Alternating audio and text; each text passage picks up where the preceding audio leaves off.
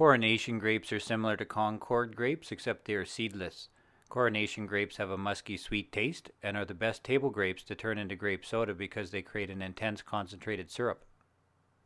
A small scale comes in handy in the kitchen. Weighing your ingredients allows you to have an accurate starting point for the recipe you create, so wash off the grapes and scale 250 grams of them into a mixing bowl.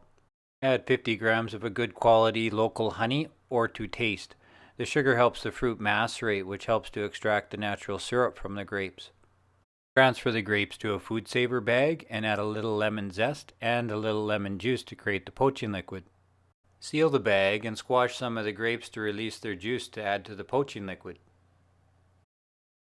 Add the bag to a water bath heated to 85 degrees Celsius or 185 degrees Fahrenheit and poach the grapes for 30 minutes. Transfer the hot liquid to an ice bath to stop the cooking process. The skins of the grapes add a lot of flavor, so you can leave the bag in your refrigerator for an extra day before straining to help intensify the grape's natural flavor. Strain out the grape skins and refrigerate until ready to use. Stored in the refrigerator, this syrup will be at its best for 3 or 4 days. Fill a 500 milliliter glass with ice and pour 100 milliliters of Coronation grape syrup over top of the ice and fill the glass with sparkling water or to taste. Give the soda a little stir and serve.